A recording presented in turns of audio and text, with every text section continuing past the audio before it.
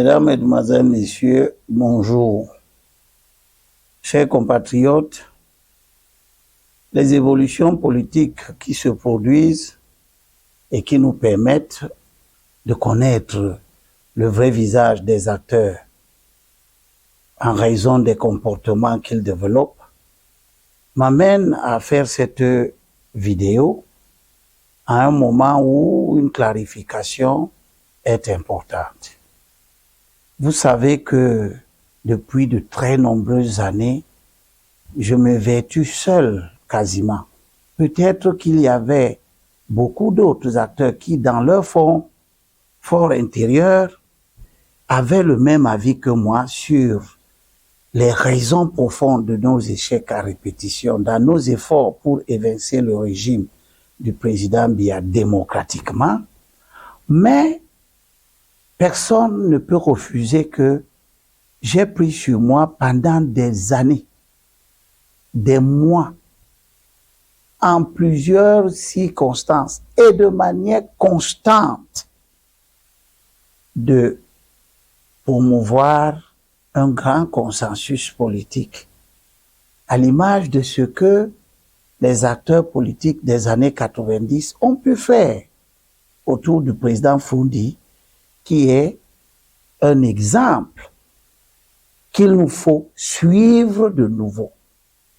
Je n'ai pas cessé, chiffres à l'appui, données électorales à l'appui, de montrer que nos différentes formations politiques, aucune d'elles n'avait les moyens objectifs d'affronter le régime du président Biya, qui est un régime solide, qui est un régime, certes, et c'est indiscutable, qui gouverne mal, mais qui est un régime qui a une grande résilience, une forte inertie, à telle enseigne que tous ceux qui pensent qu'on peut renverser le régime RDPC comme une feuille qui est posée sur la table, dès qu'on souffle, elle tombe, eh bien, les événements nous ont montré que ce régime est plus solide que cela. Et l'analyse des événements, des élections les unes après les autres, en particulier à partir de 2007, que je me suis évertué à faire pour comprendre objectivement qu'est-ce qui nous fait échouer. Nous parlons de la fraude, les autres, ceux d'en face, nos adversaires, disent que nous sommes faibles, nous sommes mal préparés, nous ne travaillons pas sur le terrain. Quelle est la véritable raison qui nous fait échouer aux élections? Ce travail, j'ai fini par le faire avec un ensemble d'autres acteurs, notamment des camarades du mouvement pour la démocratie et le progrès, le parti de Feu Samuel Eboa, qui nous a fait l'hospitalité pendant 6 mois de nous héberger au domicile de Feu Samuel Eboa à Bounandio, sans que nous ayons à faire du bruit, sans que nous ayons à faire face à la police, à des sous-préfets, etc. Et pendant 6 mois, nous avons rassemblé non seulement le président Alain Eboa lui-même, mais nous avons eu régulièrement la collaboration d'autres acteurs politiques qui ont participé à ces travaux qui nous ont permis de définir la stratégie électorale que nous avons appelée CAUTAL, c'est-à-dire Union, l'unité d'action. Nous sommes arrivés à la conclusion que ce n'est qu'en ayant un grand consensus politique entre les leaders de l'opposition, les formations politiques, à l'effet d'aller d'abord à l'élection présidentielle qui s'annonce avec un candidat de large consensus que nous soutenons. Nous n'avons jamais parlé de candidat unique. Ceux qui veulent galvauder notre pensée évoquent la candidature unique. Nous n'avons jamais parlé de candidature unique. Nous avons parlé d'une candidature de large consensus, c'est-à-dire une candidature qui rallie beaucoup d'autres acteurs politiques autour d'elle, à l'effet d'avoir suffisamment de force intellectuelle, force matérielle, force humaine.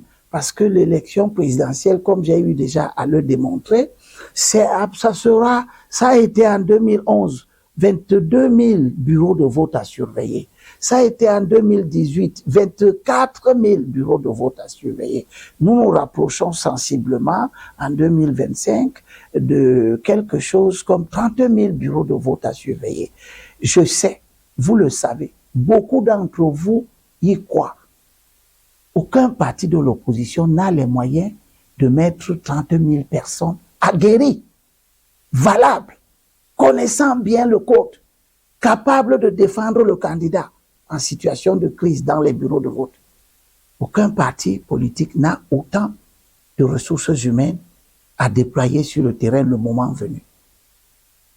J'ai également rappelé plusieurs fois que la stratégie Kautal ne s'arrêtait pas à l'élection présidentielle, qu'il était indispensable au moment des élections législatives et municipales, y compris les autres élections à scrutin de liste, comme les élections régionales, sénatoriales, que nous entrions dans la logique des listes de consensus pour que dans chaque circonscription, eh bien, en face de la liste du RDPC, que nous ayons une liste de l'opposition, dans laquelle chaque parti politique bien installé dans la circonscription concernée pourrait mettre quelques personnes, de manière à ce que nous rompions définitivement avec notre comportement qui consiste chaque fois, dans chaque circonscription, à être principalement les uns les adversaires des autres partis de l'opposition.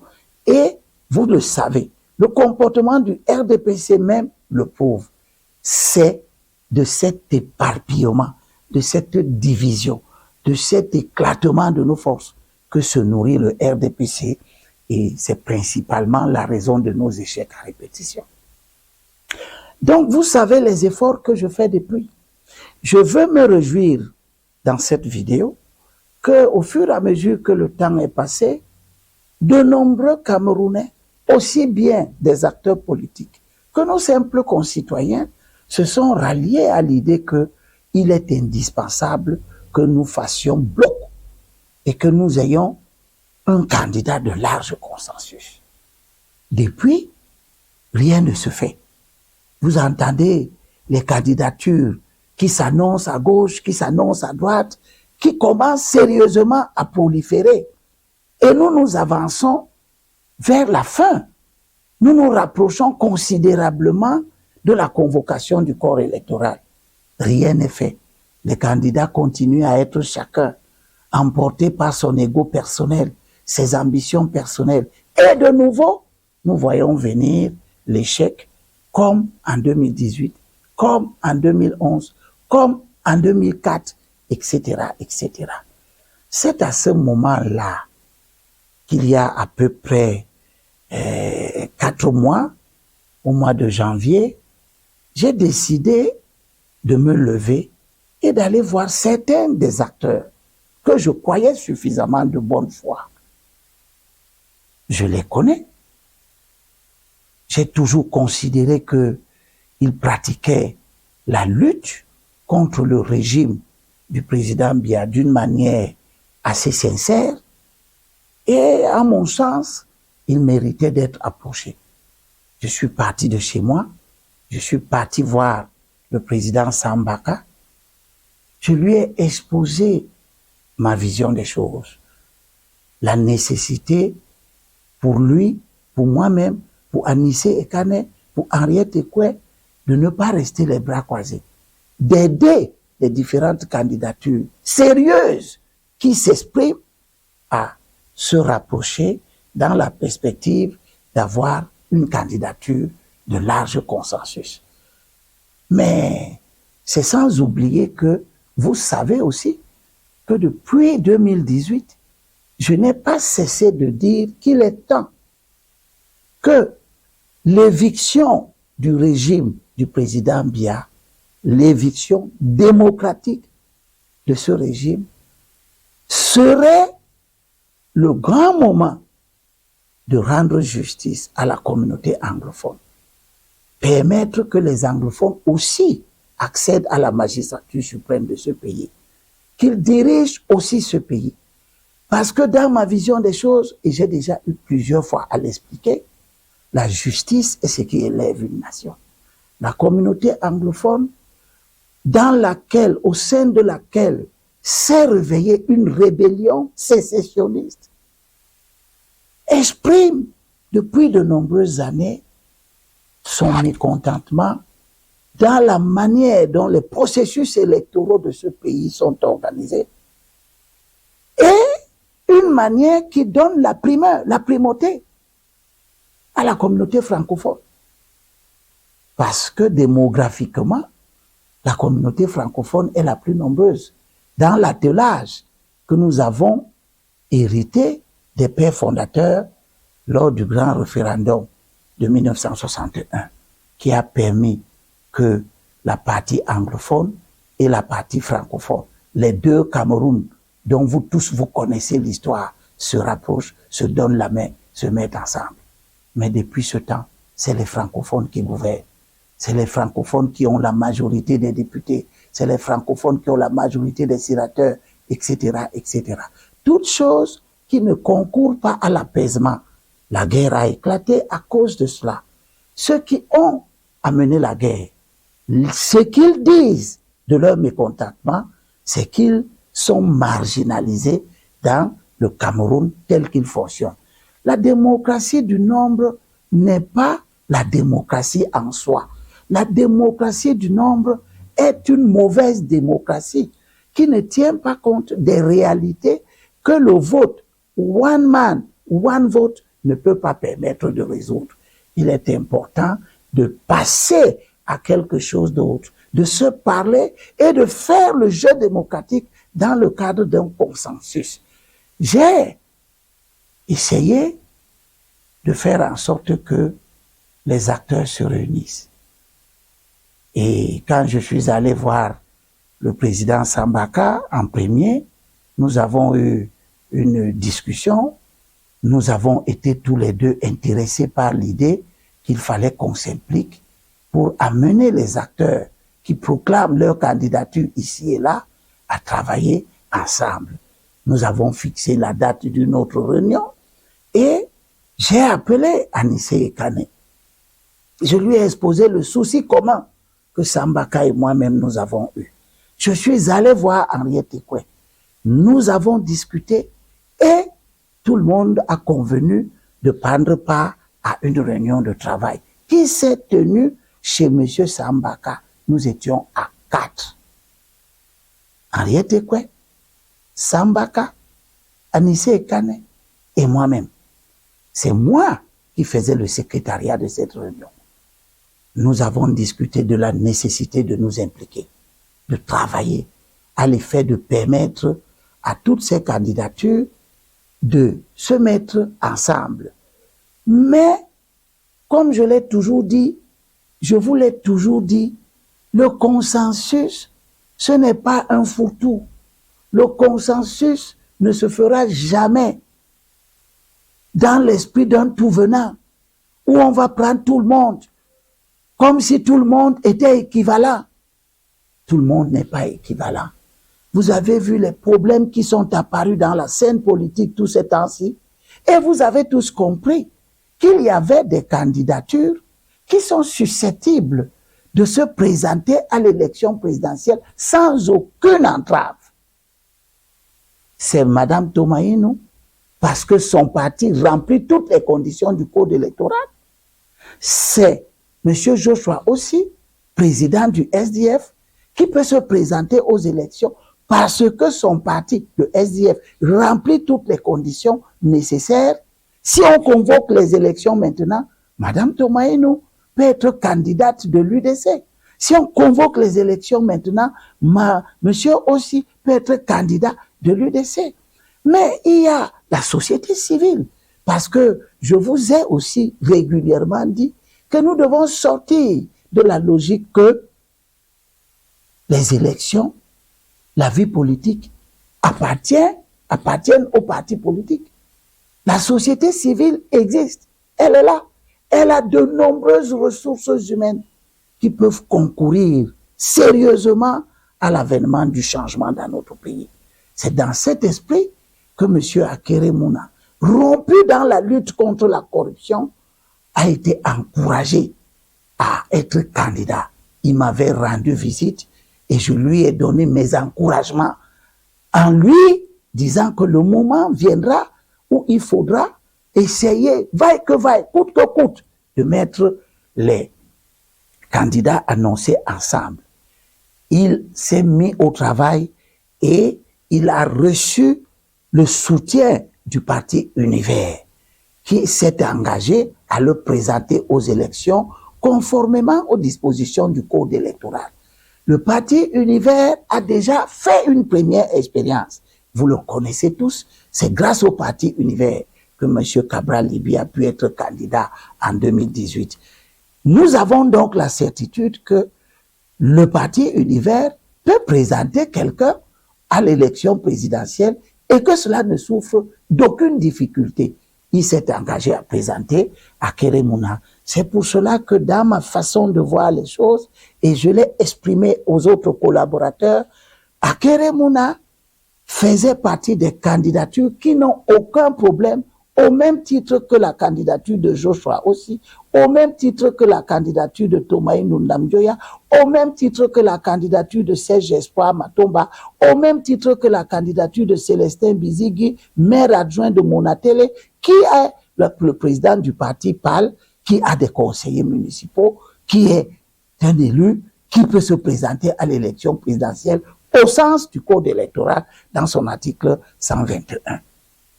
Peut-être je peux avoir oublié un ou deux autres candidats qui n'ont pas de problème. C'était pour vous dire que dans nos travaux, moi, Anissé Ekane, Sambaka, dès la deuxième réunion à laquelle Mme Henriette Ekwe avait cessé de participer parce que elle avait pris son parti, elle avait pris le camp de présenter des candidatures comme celle de M. Bayebek, etc. Donc, elle n'a pas daigné assister, continuer à travailler avec nous. Mais nous avons été clairs dans notre approche. Il s'agissait de rassembler les candidatures qui ne posent aucun problème au sens du code électoral. Et ensemble, nous avons ajouté à ces 4 ou 5 principales candidatures qui ne posent aucun problème. J'ai failli oublier la candidature de Jean-Blaise Gouet, qui ne pose également aucun problème. Il est le président du MPCN, si je ne me trompe pas. Ils ont des conseillers municipaux. Il peut se présenter aux élections. Il est très actif dans les réseaux sociaux. Vous le voyez tout le temps. Jean-Blaise Gouet, il fait partie des candidatures. Chacun peut juger ses candidatures comme il veut, mais ce sont des candidatures qui, au sens du code électoral, ne posent aucun problème parce que ces candidats déclarés sont portés par des partis politiques qui ont la capacité à investir aux élections présidentielles conformément aux dispositions du code électoral. Nous avons traité la question de Cabral Libye en estimant tous, comme un seul homme, que Cabral Libye a fait preuve de beaucoup de doigté politique, de beaucoup de courage, de beaucoup de capacité intellectuelle à mobiliser et que, visiblement, le fait que Cabral Libye, dans l'échiquier politique, après l'UNDP de l'opposition, ou notamment l'échiquier politique de l'opposition, après l'UNDP, c'est le parti que Cabral Libye a porté, qui a 206 conseillers municipaux, qui a 5 communes qu'il dirige. Ces conseillers municipaux se répandent dans 7 communes au Cameroun. Il a des députés, 5 députés à l'Assemblée nationale. C'est le deuxième plus grand gain politique dans l'échiquier de l'opposition après l'UNDP. Ce n'est pas négligeable et on ne peut pas traiter Cabral Libye comme s'il n'existait pas et qu'il n'était pas un élément essentiel du jeu politique. Il serait donc convenable de le convier à ce grand rassemblement dès lors que depuis toujours, Cabral Libye exprime clairement, sans embâche, l'idée qu'il est prêt à se retirer s'il était nécessaire qu'il soutienne quelqu'un d'autre. C'est-à-dire que s'il y avait une discussion cordiale, probante, il était prêt à soutenir quelqu'un d'autre. Nous avons considéré que Cabral Libé devait faire partie de ces gens, malgré la difficulté très grave qu'il rencontre en ce moment du fait de ce que le parti PCRN qu'il dirige a des crises internes, a une crise interne qu'il est en train d'affronter, et cette crise expose la candidature de Cabral Libye à des difficultés qu'on ne peut pas ignorer. Nous avons convenu de la méthode de travail. Nous avons estimé qu'il n'était pas bon de convoquer nos compatriotes qui expriment leur désir d'être des candidats dans un conclave où ils sortiraient avec un consensus, mais qu'il fallait adopter la démarche d'une espèce de réunion où on discuterait avec la possibilité de discuter sur plusieurs jours. Nous avons même convenu des grands moments. Nous avons par exemple estimé que avant la fin du mois de mai, il nous fallait avoir terminé ces efforts-là et dégager un candidat de large consensus. Nous avons également dit, à mon initiative toujours, que la méthode de travail nécessitait des facilitateurs. C'est-à-dire que nous, on aura pris l'initiative, moi, Anissé, Sambaka, mais à côté de nous, il faut des gens qui ne sont pas des politiques, qui seraient des gens du pays, mais qui ont une notoriété de manière à ce que si la discussion entre les différents candidats annoncés arrivait à coincer, ces facilitateurs pouvaient aider à lever les équivoques, à s'entendre, surtout dans l'organisation d'un gouvernement de consensus. Puisque si nous avons un président, un candidat de consensus, s'il gagne, il faudrait bien qu'il forme un gouvernement. Il faut qu'on se soit déjà entendu sur la façon de former ce gouvernement et surtout sur la façon d'aller aux élections législatives et municipales qui sont annoncées pour février-mars 2026. Toutes ces questions-là, nous les avons discutées d'un commun accord. Et j'ai pris les deux collaborateurs, Anissé Kane et Sambaka. Je les ai amenés rendre visite à l'un des facilitateurs que je leur avais proposé, qu'ils ont accepté et qui était déjà disponible de travailler dans le sens que nous souhaitions. Il nous a reçus, nous avons discuté. Et c'est ce facilitateur qui nous a fait la suggestion d'une méthode qui voudrait qu'on consulte d'abord individuellement les candidats sérieux. J'entends par candidats sérieux ceux que nous avons choisis ensemble, c'est-à-dire ceux qui n'ont aucune difficulté du point de vue de la loi. Monsieur Kamto Maurice ne faisait pas partie des personnes, même à inviter, parce que Monsieur Kamto Maurice est dans une situation que vous connaissez. Son parti n'a pas d'élu en raison du boycott qu'il a opéré en 2020, mettant son parti dans l'incapacité d'investir.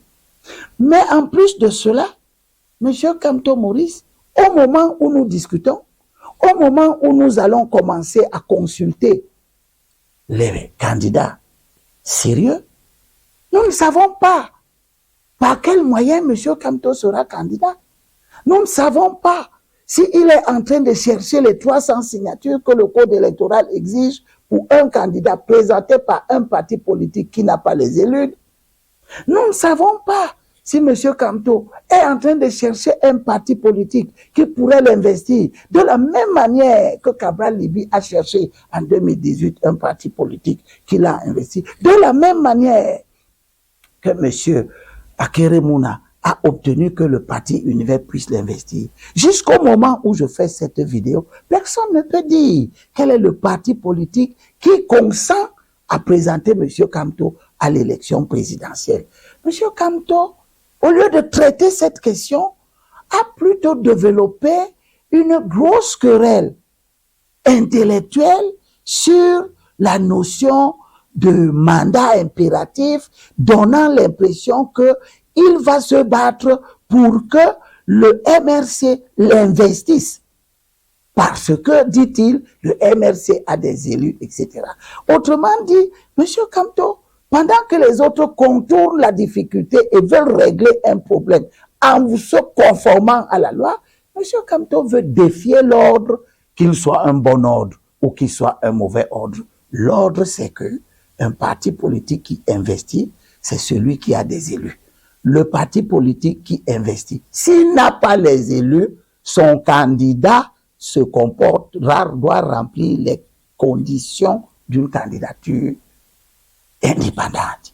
M. Kamto n'est dans aucune de ces démarches. Publiquement, officiellement, il n'est dans aucune de ces démarches. C'est pour cela qu'en plus de ces éléments, en tant qu'acteur politique, j'ai défendu l'idée qu'il ne fallait pas l'associer à ces travaux-là. Parce qu'il n'est pas sur le même plan d'égalité que les autres acteurs. Nous avons commencé à travailler et puis la crise est arrivée. La crise sur la déclaration que j'ai faite sur M. Wandji. Je dis à l'occasion d'une émission que Wandji Ernest était un bandit. Et je le répète ici, que Wandji Ernest était un bandit. Après janvier 1960, le Cameroun était déjà indépendant. Ces crimes ont eu cours après le référendum de 1961. Le Cameroun était déjà réunifié. Nous étions déjà dans la dynamique d'un État fédéral. Tout ce que vous avez entendu s'exprimer sur la question, le général Semengue et bien d'autres. Wandji n'a pas été assassiné, il a été condamné à mort. Il a été condamné après un procès. Bon. Alors on parle d'assassinat. Bon. J'étais là lorsque, c'est pas moi qui commandais le peloton d'exécution, mais c'était moi le commandant du secteur militaire. Donc, on doit donc m'imputer la mort de Wandji Ernest. C'est grotesque. Et Wandji Ernest, qu'est-ce qu'il a à son nom? Combien de gens il a fait tuer? C'est énorme. L'histoire est là. Qu'elle nous plaise ou qu'elle ne nous plaise pas, l'histoire, c'est que Wandji s'est rendu coupable d'atrocité. Je ne suis pas le premier à l'avoir dit. Avant que je ne le dise, Jean de Dieu Moubou l'avait déjà dit. Si Ernest Wandji est le héros, comme il y a un décret de pacification de la République pris par le chef de l'État Paul Biya pour maintenir la paix, pour faire de lui le héros national. Ceux qui ont tué mon père, le chef Bafou, le chef Ngouajo, le 22 septembre 1959, et qui se réclament de Ernest Wandji, qui se réclament comme étant ses partisans. Si Ernest Wandji est un héros, c'est que ceux qui ont tué le chef Bafou sont aussi des héros. Avant que Jean de Dieu Momo ne le dise, Anani Ravier-Bindi avait déjà fait toute une émission là-dessus. Wandji, nous avons eu l'indépendance. Les Camerounais se sont battus pour deux choses. L'indépendance et la réunification. On a eu l'indépendance en 60, la réunification en 61. Les Français étaient partis. Pourquoi les gens ont continué à tuer les autres Camerounais? Parce que ceux qu'on tuait à partir de 61, 62 jusqu'en 71, c'était des Camerounais. On a déjà eu les deux objectifs qu'on a eu. Voulu l'indépendance et la réunification. Pourquoi continuer à tuer? On ne peut pas traiter héros quelqu'un qui a tué ses frères. Ce n'est pas là où la controverse a commencé. C'est pas quand M. Abel Elimbi Lobé a dit, c'est son point de vue, on peut le partager, on peut ne pas le partager, que M. Ernest Ouandié avait fait du banditisme dans la lutte armée dans le Mungo. Ça a commencé lors de l'émission où il y avait M. Valère Bessala et M. Hilaire Kamga sur la question des laissés-passer, où ils ont laissé entendre, et je mettais un sujet contre ça, que les laissés-passer étaient profilés ethniquement. Ça veut dire que les laissés-passer étaient prévus pour certaines communautés. Je ne m'attendais pas à ce que M. Anissé Ekane fasse une crise sur la question de Ouandié, où il exprime avec invective et de façon totalement irrespectueuse en ma personne des positions de nature à nous amener à ne plus travailler sur l'essentiel. L'essentiel, c'est l'éviction démocratique du régime du président Biya. Ernest Ouandié n'existe plus. Il n'est candidat à rien. Que les opinions des uns et des autres autour de la question d'Ernest Ouandié nous divisent au point de ne plus travailler ensemble, cela donne le sentiment qu'en réalité, les gens ne sont pas des hommes de conviction. Nous avons fait une première conférence de presse après avoir mis toutes les conditions de travail sur la place. Nous avons fait une conférence de presse ensemble qui annonçait notre volonté commune de travailler à rapprocher les candidats sérieux. Puis il y a eu la crise de Ouandié. Et pendant que on laissait passer le temps, parce que de toutes les façons, on avait un peu de temps pour que les esprits se calment et que, éventuellement, on voit comment continuer le travail essentiel que nous devions faire. J'ai été surpris de recevoir dans mon WhatsApp un communiqué que M. Anissé Ekane m'a envoyé, qu'il a signé avec Sambaka, tous les deux, et où ils annoncent avoir fait des consultations auprès d'un certain nombre de candidats déclarés, parmi lesquels M. Maurice Kamto. Le fait pour eux d'avoir consulté M. Maurice Kamto m'a permis de comprendre pourquoi ils ne m'ont pas associé à leur démarche visant à rédiger le communiqué qui circule depuis un certain temps, et surtout de ne pas m'avoir associé à la signature de ce communiqué. Je me réjouis qu'il en soit ainsi. N'ayez pas l'impression que je me plains. J'ai toujours dit, depuis que je me bats pour qu'il y ait un consensus, j'ai toujours dit qu'il faut éviter les attelages disparates. J'ai toujours dit qu'il faut éviter s'éloigner de tout frère qui marche de manière désordonnée. Je suis constant.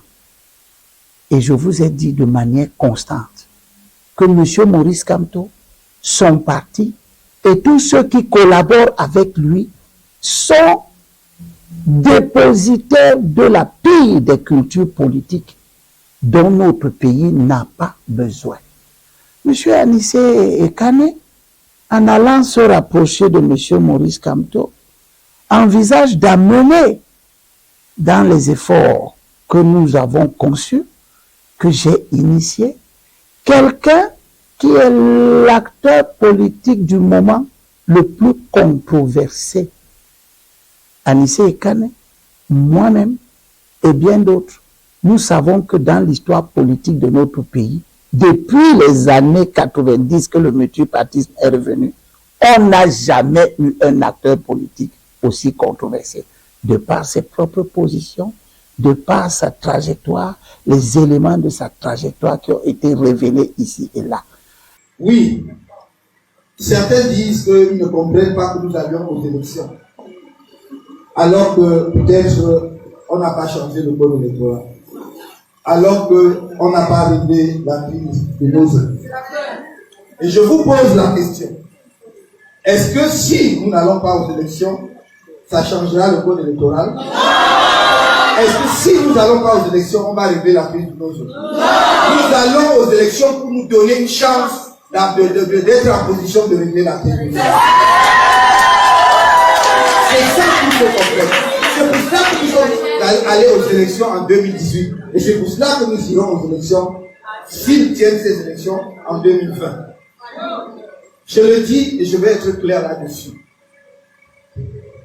La politique du boycott en matière électorale n'a jamais payé nulle part. Le MRC a décidé de ne pas prendre part aux élections législatives et municipales du 9 février 2020. Les gens qui supportent M. Maurice Kamto par affinité tribale, parce qu'on ne peut pas le supporter pour autre chose, ne veulent pas entendre dire ces vérités historiques, mais elles sont dites. Elles seront davantage dites. Elles s'imposeront. Amener M. Maurice Kamto dans ce consensus est une grave distorsion. Parce que qui est M. Maurice Kamto? C'est celui de tous les acteurs politiques qui se proposent d'être candidats. C'est le seul qui a, par l'histoire, été membre du gouvernement. Aucun autre acteur politique qui se propose d'être candidat n'a été membre du gouvernement de Paul Biya. Au moment où l'ensemble de la communauté internationale célèbre une réussite exceptionnelle et exemplaire, due, il faut le dire, au chef de l'État camerounais. Et j'en fais le témoignage ce soir et je me ferai fort d'emporter témoignage partout où cela sera nécessaire. Cet événement, de par sa nature, de par le résultat que l'on obtient, mérite que l'ensemble de la communauté nationale le salue et que nous ne laissions pas aux autres exalter ce que nous-mêmes nous avons su produire grâce au chef de l'État, son Excellence Paul Biya. Si c'est nécessaire, je le dirai au cours de la soirée. Tout à fait. Pourquoi je peux m'avancer de façon aussi catégorique sur ce point, parce que je pense que j'ai eu une position privilégiée pour voir comment un homme d'État a su déployer sa sagesse, sa patience, sa ténacité et rester permanemment sur la brèche jusqu'à ce que le résultat escompté soit obtenu. Entre Cabral Libi, Jean-Blaise Gouet, Serge Espoir Matomba, Akere Mouna, Madame Tamaï Nungamjoya, Kamto est le seul à avoir participé, soutenu la révision de la Constitution de 1996 à l'effet d'enlever la limitation des mandats. Or, la limitation des mandats est un acquis de la lutte des années 90. Les villes montent, les sacrifices qu'on a donnés, qui ont été opérés, des gens qui sont morts. Tout ça a débouché sur la tripartite et c'est à l'issue de la tripartite que le principe de la limitation des mandats a été retenu comme un principe qui devait amener non seulement l'apaisement dans le champ politique camerounais, mais également garantir à l'avenir les alternances pour que personne n'ait plus jamais l'idée de confisquer le pouvoir.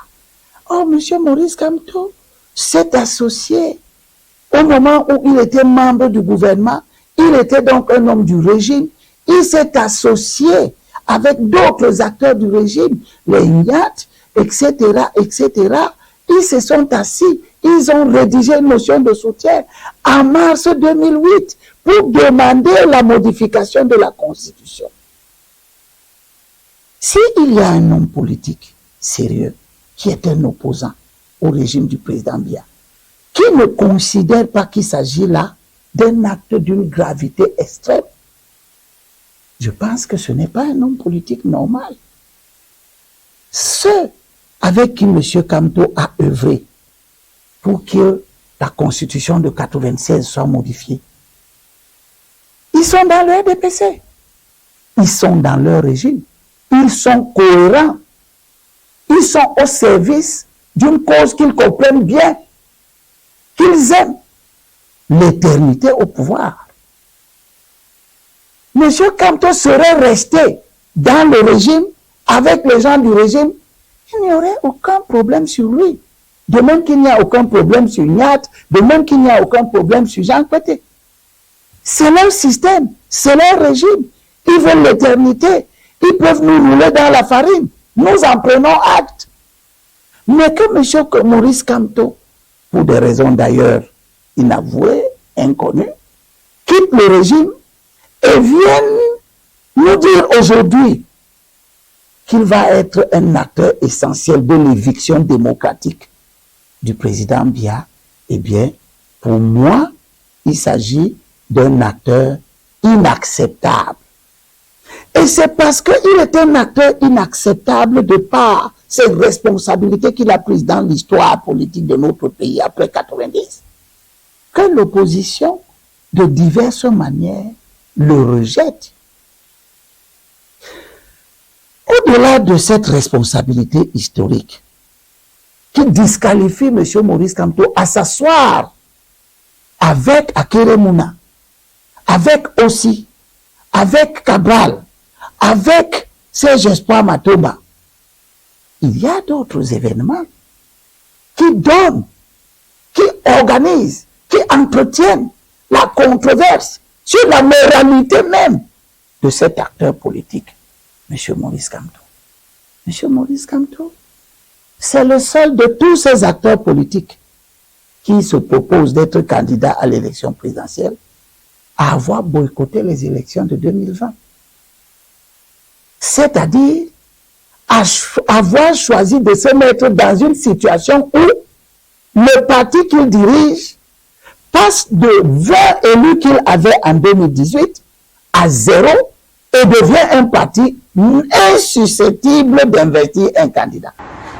Le MRC est pleinement conscient que faute pour lui de prendre part au scrutin à venir, il ne pourra pas, dans les conditions du code électoral en vigueur, présenter un candidat à un prochain scrutin présidentiel, la loi électorale exigeant que tout candidat à une telle élection soit présenté par une formation politique ayant au moins un élu, à défaut qu'il rate la nature de personnalité dont on sait qu'elles sont pour lesquelles inféodées au régime. De même, le MRC est conscient que, faute d'avoir des conseillers municipaux, il ne pourra pas présenter des candidats à d'éventuelles élections sénatoriales et régionales dans les conditions actuelles.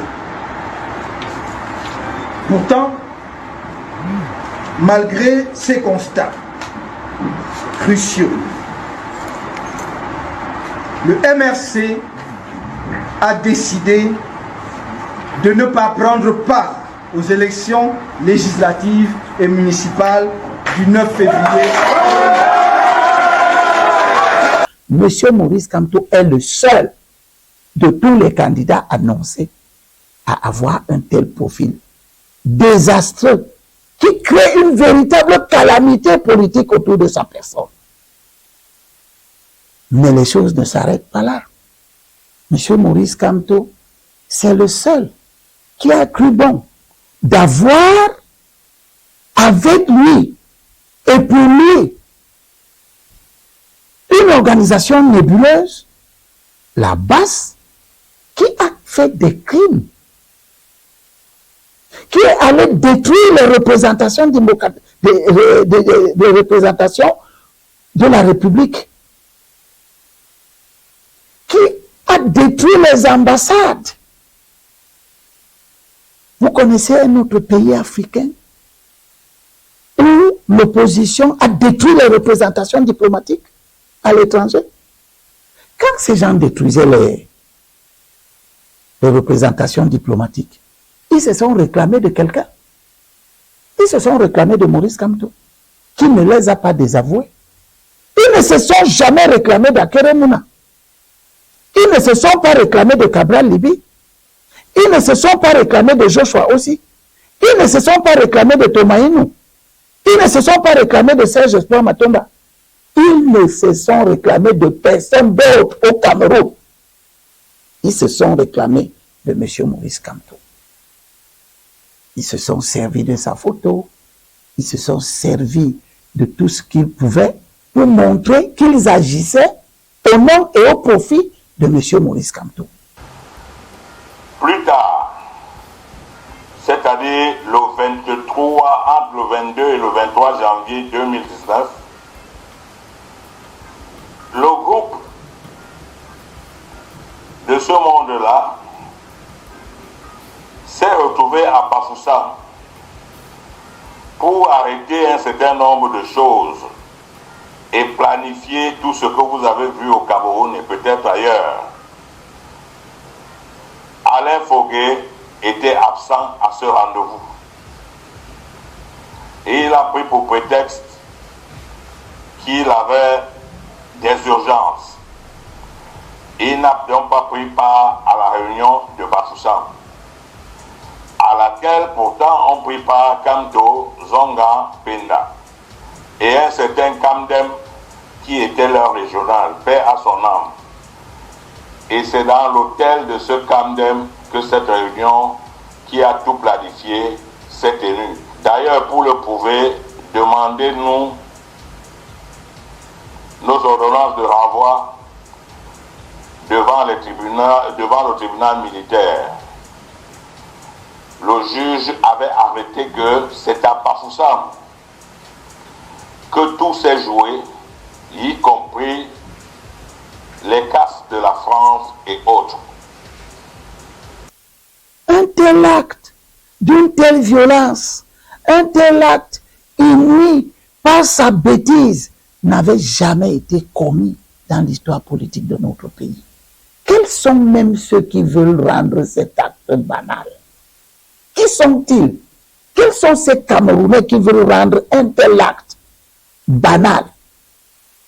Un acte au cours duquel on a pris l'effigie du chef de l'État en fonction, nouvellement investi par le peuple camerounais.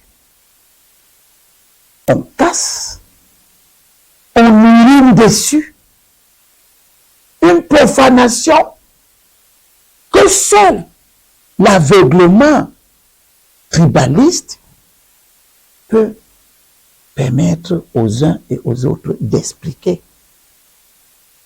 Monsieur Maurice Kamto, c'est le seul qui a cru bon dans son œuvre politique de se saisir des malheurs du peuple camerounais, le Covid, pour collecter de l'argent sous prétexte que lui et son parti iraient s'occuper des malades du Covid.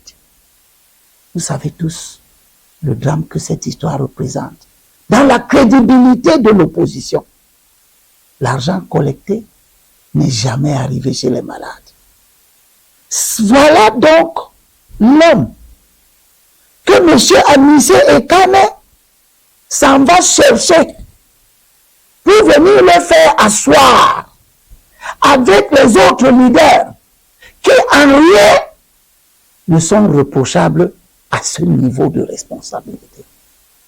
Mais ce n'est pas tout.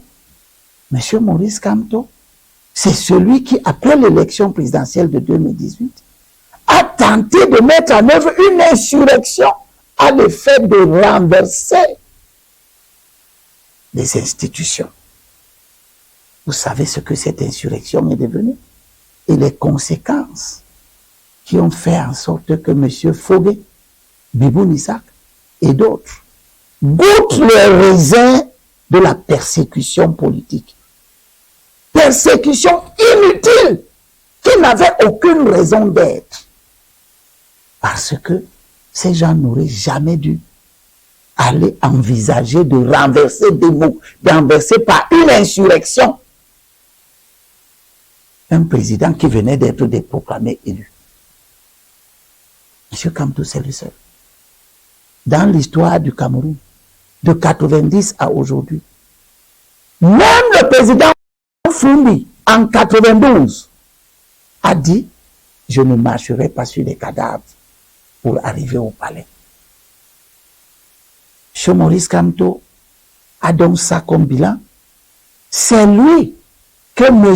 Anissé Ekane s'en va consulter par devant moi, l'initiateur de l'action dont ils veulent se réclamer aujourd'hui. Mais ce n'est pas tout. M. Maurice Kamto, c'est celui qui a pour collaborateur intime M. Zongan Albert, qui a reconnu publiquement avoir organisé la fraude électorale en 92 à l'effet d'empêcher John Foundi, candidat du SDF et candidat soutenu par l'Union pour le changement, d'arriver au pouvoir. En 92, vous êtes au RDPC. Oui. Dites-nous la vérité aujourd'hui. Qui avait gagné l'élection de 92? Foundi. Et qui a triché, nous? Parmi lesquels vous? Oui. Vous-même? Moi, je crois que j'étais même l'instigateur. Vous savez la question qui s'est posée? Laquelle? On a constaté que Biya avait perdu. Et il s'est posé un véritable dilemme. Nous étions... Je peux citer les morts, mais j'ai peur que les vivants craignent. Nous étions au centre, Fauchivé, à Tamifou, Amadou Ali, Zemeka, Papa Achou, Achidi Achou, oui. Achidi Achou. Et j'avais dans mon équipe 0 mort et Henri Bandelot pour la communication. On a constaté que Biya avait perdu. Et je vous assure... Dans tout le Cameroun ou seulement à l'ouest ou ailleurs? Au nord-ouest. Il avait perdu partout. Il avait perdu partout. Sur le plan général? Sur le plan général. Dans tout cas, Foundi avait gagné. Alors il se posait un véritable problème. Et c'était là où la conscience de chacun était appelée. Est-ce qu'on va laisser Foundi gouverner ce pays? Première question à tout le monde. Non. On ne peut pas laisser Foundi. Ce n'est pas grave. Ce n'est pas suffisamment grave pour vous. Quels sont ceux que le tribalisme peut pousser à considérer que ce sont des événements du passé? Il faut regarder devant, comme s'il fallait regarder devant avec toutes sortes de dieux, comme s'il fallait regarder devant avec n'importe qui. Non, je n'appartiens pas à la catégorie qui accepte de marcher avec n'importe qui. La Bible, je vous l'ai toujours dit, nous recommande de nous éloigner de tout frère qui marche de manière désordonnée. Et M. Kamto est un frère qui marche de manière désordonnée. C'est d'ailleurs le seul de tous les hommes politiques qui a un tel niveau de controverse, de désordre dans son comportement. Que M. Anissé Ekane envisage d'aller collaborer avec un homme qui était l'organisateur de la fraude en 92. Ça ne vous paraît pas étrange? Ça ne vous surprend pas quant à la moralité même de tous ces acteurs qui jouent à aller maintenant ensemble? Qu'est-ce que Cabral Libi peut avoir à faire avec Albert Zongan et Kamto, Albert Zongan, organisateur de la fraude? Qu'est-ce que Akeremouna peut avoir à faire avec Albert Zongan, collaborateur immédiat de Kamto? Qu'est-ce que aussi Joshua, victime des agissements de Zongan, collaborateur de Kamto? Kamto n'a pas renié sa proximité avec Zonga. Kamto n'a pas oublié ce que Zonga dit dans un meeting ici à Douala, où il a vu leur proximité avec les ambazoniens.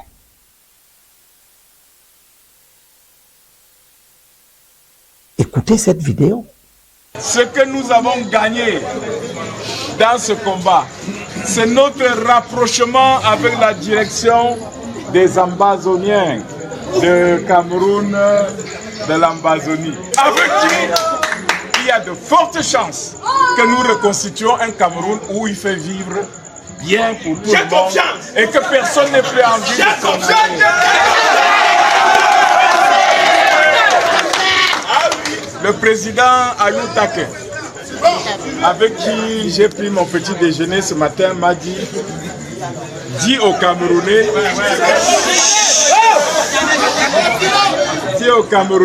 que là où il y a la justice, personne ne pleure.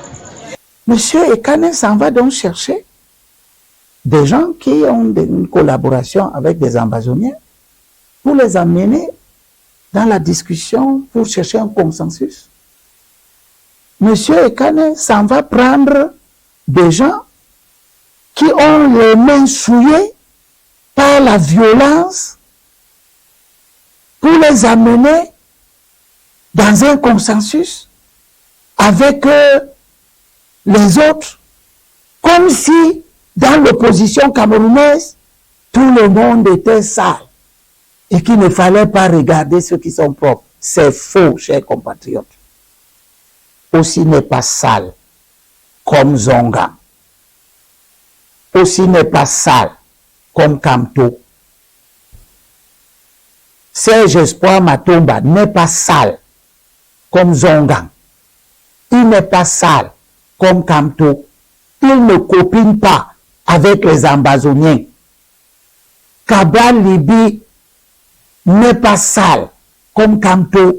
Il ne copine pas avec les Ambazoniens. Il ne copine pas avec les destructeurs des représentations diplomatiques. Des gens qui enfarinent les ministres. Avez-vous vu un seul pays africain dans sa lutte pour le changement utiliser des méthodes d'une violence aussi déplorable? Akere Mouna ne copine pas avec les Ambazoniens. Il ne copine pas avec les gens qui font la violence politique. Akere, aussi, Thomaïnou Ndamjoya, Libi, Jean-Blaise Gouet, Serge Espoir Matomba, avez-vous entendu un seul d'entre eux envisager que en 2025, les survivants resteront arrangés? Si on parle de, si M. Kamto parle des survivants, c'est qu'il envisage qu'il y aura des morts. C'est parce qu'il envisage d'agir de telle sorte qu'il puisse avoir des morts, puisqu'il parle des survivants qui resteront arrangés. Qu'est-ce qu'un homme de cette posture vient faire là où des gens qui se donnent des règles, qui se donnent des lignes rouges à ne pas franchir, vont s'asseoir pour discuter dans la perspective de nous donner un candidat de large consensus? Nous devons avoir un candidat de large consensus dont nous allons expliquer les frasques financières. Nous allons avoir un candidat de large consensus dont nous allons devoir expliquer les frasques en termes de promotion de la violence, de l'insurrection. Nous allons avoir un candidat de large consensus dont nous allons devoir expliquer la proximité avec les Ambazoniens sécessionnistes. Nous risquons d'avoir une campagne électorale où nous allons passer tout le temps à expliquer les agissements de M. Kamto, bien plus qu'à expliquer comment nous allons lutter contre la corruption, qui est le principal fléau qui mine le progrès économique et social du Cameroun. Kamto, qui a collecté l'argent, qui n'est jamais arrivé à destination des malades du Covid, c'est lui qui deviendra notre candidat de consensus que M. Anissé amène dans l'affaire. Moyennant quoi, M. Anissé a pensé qu'il était susceptible d'amener M. Kamto dans une affaire que moi j'ai conçue pour qu'elle soit imbibée de la pureté politique la plus possible qui soit. Vous comprenez donc le rendu de son propre compte quand il vous dit que le président aussi a dit que la dynamique de l'USDF est déjà enclenchée, etc. C'est une façon polie de lui dire qu'il ne vient pas. Et aussi a raison de ne pas venir là où on amène Zonga. Il a raison de dire qu'il ne vient pas là où des ambazoniens sont représentés par quelqu'un qui les consulte, qui travaille avec eux, qui les écoute, qui reçoit les ambazoniens dans ces manifestations, comme nous avons vu de nombreuses vidéos à l'étranger. Il ne faut pas faire comme si dans l'opposition camerounaise, il n'y a rien, il n'y a personne qui soit propre. M. Anissé Ekane défend les meurtres qu'il y a eu dans le Mungo. Il justifie, il explique, il soutient que des nationalistes aient dû tuer autant de Camerounais pour quelque chose qui ne devait déboucher sur rien. L'indépendance était déjà acquise. Eh bien, je me réjouis d'être loin de ce genre d'individu. C'est bien qu'il ait pensé à émettre un communiqué qui sert les intérêts de M. Kamto dans le but de rendre l'initiative inopérante, parce que vous tous, vous savez que c'est définitivement monnaie avec les agissements de M. Anissé Ekane. Je pense que ce n'était pas gratuit. Je pense que M. Anissé Ekane l'a fait dans le but de torpiller ses efforts, cette initiative, puisque ça venait de quelqu'un comme moi qui suis très attaché à la paix, à la non-violence. C'est pour cela que j'ai toujours dit aux Camerounais que notre modèle, ça doit être André Marimbida, qui s'est battu pour l'indépendance sans verser une seule goutte de sang. André Marimbida, constamment élu à l'Assemblée de l'Union française pour discuter et parler du Cameroun et de la libération du Cameroun. André Marimbida, constamment élu à l'Assemblée nationale de France pour parler du Cameroun. André Marimbida, membre du comité exécutif du Fonds international de développement économique et social à cette époque, pour parler du développement du Cameroun. André Marimbida, élu en 1956, député à l'ancêtre de l'Assemblée nationale d'aujourd'hui, qu'on appelait l'Assemblée législative du Cameroun. Et c'est là, parce qu'il a la majorité, qu'il gagne les élections législatives et qu'il devient chef de gouvernement, le premier gouvernement du Cameroun. Ces évolutions se sont faites sans la moindre goutte de sang versé. Avec Aïdjo, avec les Okala, avec les Daniel Kemajou, avec bien d'autres qui ont lutté. M. Anissé Ekane et toutes ces rodomontades ne peuvent pas changer la réalité historique. Il appartient au camp qui commet des crimes. C'est à ce camp-là que lui, il a choisi d'appartenir. Moi, j'appartiens au camp qui rejette la violence en politique. Et les modèles, ce sont ceux qui sont arrivés au pouvoir sans verser une seule goutte de sang. Les modèles, c'est John Goufoncha. Les modèles, c'est Salmon Tandemouna, qui ont tout fait, Dieu seul sait. Ils ont tout fait pour que la partie anglophone n'aille pas ailleurs. et qu'elle reste dans le Cameroun qui devait se réunifier, s'unifier, rester un et indivisible. Ils l'ont fait, ils n'ont pas versé une seule goutte de sang. Vous comprenez pourquoi je vous dis que nous sommes dans une injustice? Parce que les francophones, héritiers de Mbida, sont au pouvoir. Ils ont déjà fait plus de 60 ans au pouvoir.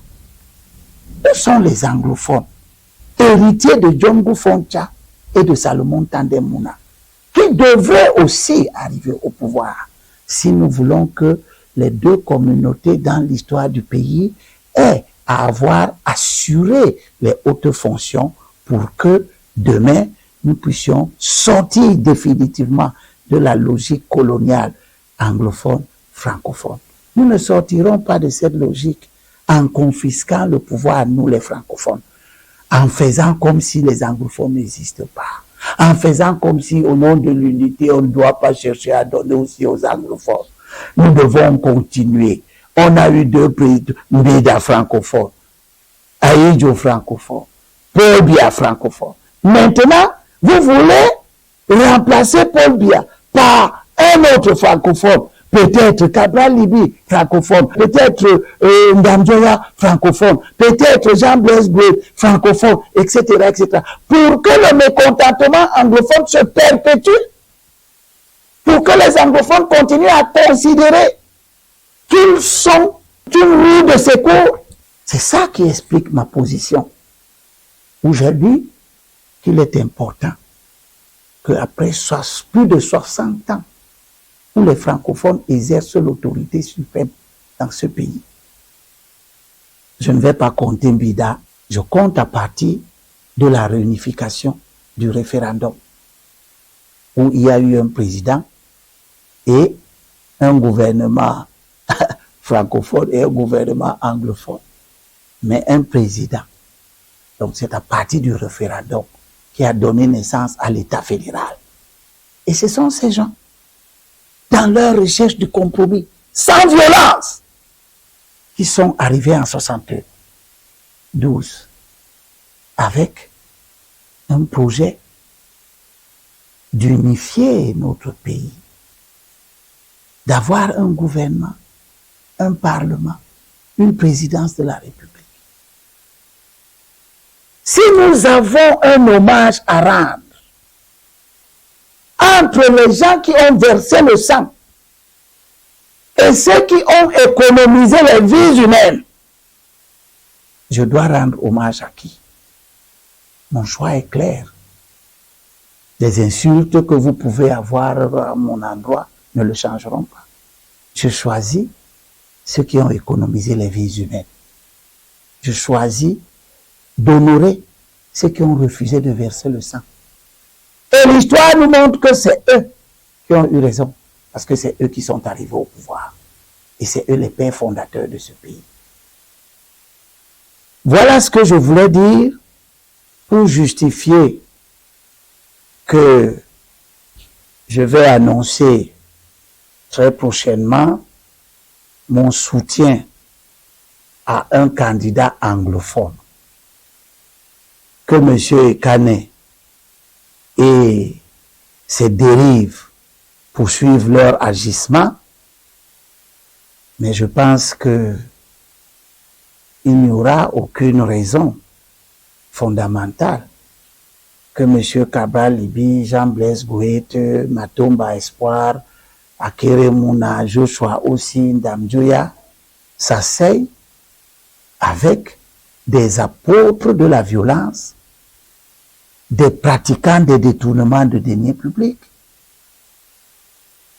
Le mot transition dont c'était se servent porte donc à équivoque.